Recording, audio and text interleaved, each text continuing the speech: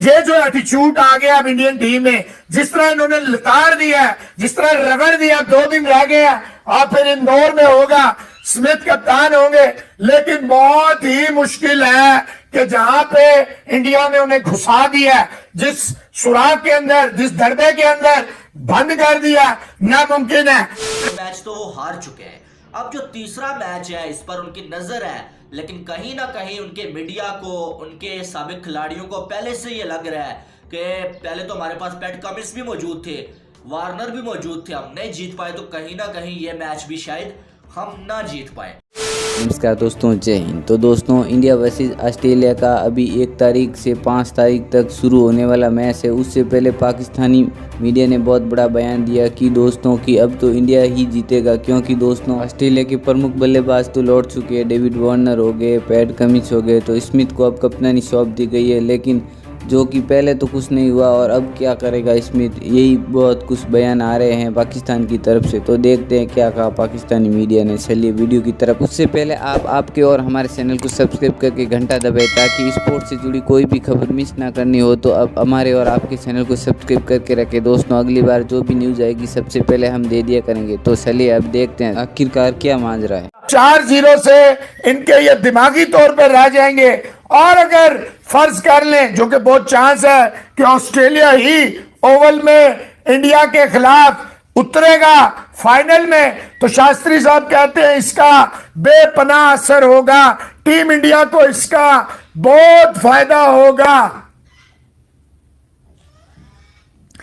आगे जाके कहते हैं शास्त्री कि इनमें ना कोई डिसिप्लिन था, ना कोई टीम में यूनिटी नजर आ रही थी, हर कोई जा रहा है, जल्दबाजी कर रहा है, ना इनके अंदर खड़े होने की वो जो एक होता है कि आप अप्लाई करते हैं, आप खेलना चाहते हैं, विकेट पे स्टे करना चाहते हैं, वो कुछ नजर नहीं आया। और ये खुद वो कहते हैं आपको विकेट पे खड़ा होना चाहिए, आप विकेट पे खड़े होंगे तो काम बनेगा। But how are you going to spend some time at the crease if you don't trust your defence. अगर आपको अपने ऊपर यकीन ही नहीं है, अगर आपको पता ही नहीं आपका लेग स्टंप कहां है, आपका ऑफ स्टंप कहां है, तो फिर ये किस तरह पॉसिबल होगा? नामुमकिन है। आपको पता होना चाहिए वो डिफेंस होता है कि रॉक सॉलिड, जैसे राहुल द्रविड़ साहब खेला करते थे, बहुत स्ट्रांग डिफेंस होता था उनका।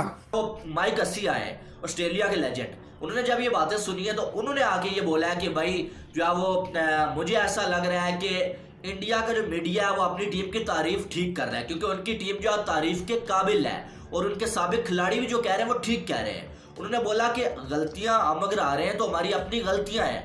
उन्होंने बोला कि यार कम से कम आपको मालूम है कि इंडिया के खिलाड़ी वो पले बड़े ही जाओ इंडिया में, वहां पर ही खेले हुए हैं, तो वो तो अच्छा खेलना जानते हैं वहां पर, लेकिन आप कम से कम इंडिया को कॉपी कर लेते, जो वो कर रहे थे वही आप अगर कर लेते तो आप ये मैच, एक आध मैच तो जीत ही सकते थे। उन्होंने बोला कि जो हमारे कप्तान है, हमारे खिलाड़ी हैं, उनको रोहित शर्मा से खास करके सीखना चाहिए कि वो फील्डिंग कैसे लगाते हैं। भाई कप्तानी उनसे सीखनी चाहिए, वो कप्तानी कैसे करते हैं। और सबसे खुद जिम्मेदार है जिस पोजीशन में ये पहुंच गए हैं, इन्होंने बिल्कुल अप्लाई नहीं किया, बिल्कुल खड़े ही नहीं हुए विकेट पे, स्टे ही नहीं किया विकेट पे, तो ऐसा तो होना ही था। But I don't see one Australian batsman, एक भी ऐसा बैट्समैन रवि शास्त्री कह रहे नहीं है जिनका डिफेंस स्ट्रांग हो, कि वो स्ट्रांग डिफेंस कर सके। What surprised me was some of their most senior players also came out there and looked to do things out of the ordinary, something that not used to.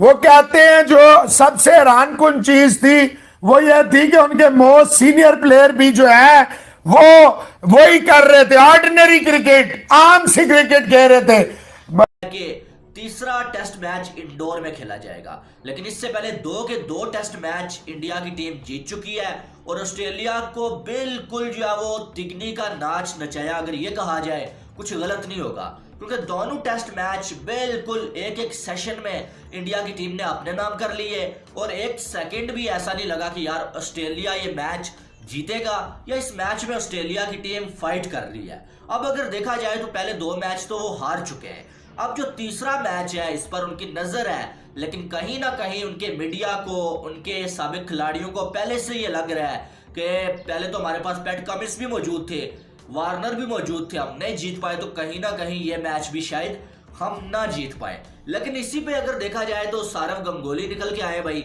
Saurav Gangoli ने एक बड़ी statement दी है।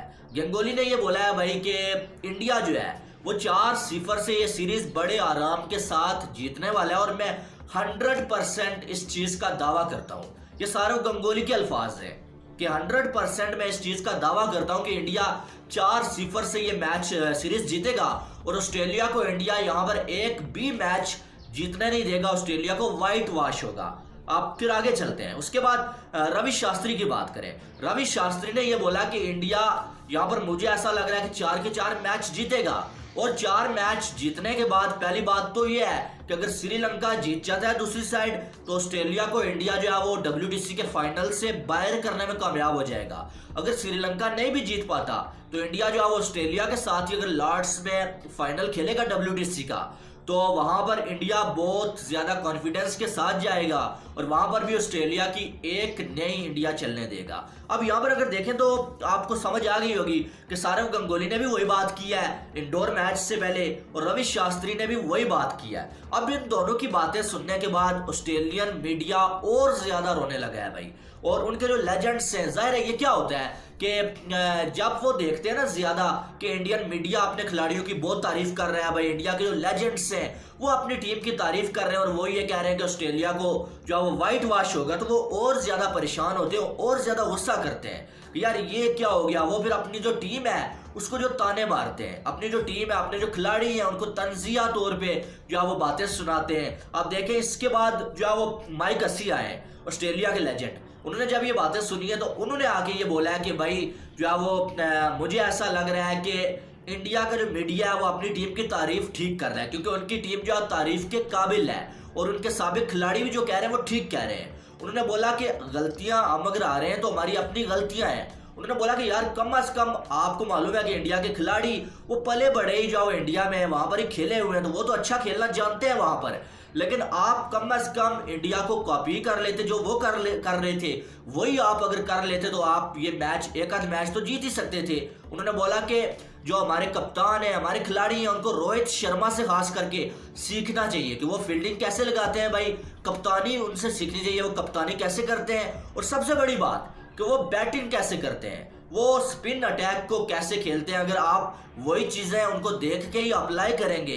तो कम से कम आप एक आध मैच जीत पाएंगे, अदरवाइज आपका जीतना वहां पर बहुत मुश्किल है। ये माइक हसी, ये कोई इंडिया का खिलाड़ी नहीं कह रहा, बल्कि माइक हसी उनके साबिक खिलाड़ी कह रहे हैं कि आपका जीतना मुश्किल है, लेकिन आप ये जरूर कर सकते हैं कि आप जो रोहित शर्मा से कप्तानी देख के सीखें, उनकी बैटिंग इंडिया की जो टीम है उससे देख के सीखें, और कम से कम आप एक आध मैच उनको कॉपी करके जीत सकते हैं। फिर आप देखें कि यानी कि इतना बेबस वो हो गए। उसके बाद आप देखें कि ग्रेग चैपल निकल के आए भाई, और ग्रेग चैपल ने तो बिल्कुल एक्सपोज कर दिया है भाई। इन्होंने ये बोला है कि आप कौन सी हार की बात कर रहे हैं, हम तो ये 2 मैच खेलने के बाद नहीं आ रहे। उन्होंने बोला कि हम तो मेंटली तौर पे पहले ही हार चुके थे, जो पहला मैच था वो शुरू होने से पहले ही हम हार चुके थे। उन्होंने बोला कि जैसे हमारे मीडिया ने और हमारे खिलाड़ियों ने जो पिच का रोना धोना डाला हुआ था भाई, पिच ऐसी होगी, पिच वैसी होगी, अगर हम जो ध्यान अपनी परफॉर्मेंस पे देते, अपनी तैयारी पे देते, तो शायद नतीजा कुछ और होता। उन्होंने बोला कि जब आपने पिच पे रोना शुरू किया हुआ था, पिच पे आप जो है शोर मचा रहे थे, तो तब भी जब हम ये मैच मेंटली तौर पे पहले से ही हार चुके थे। बाद में तो हम खेलने के बाद हमारी तजलील हुई है, लेकिन उससे पहले ही हम ये मैच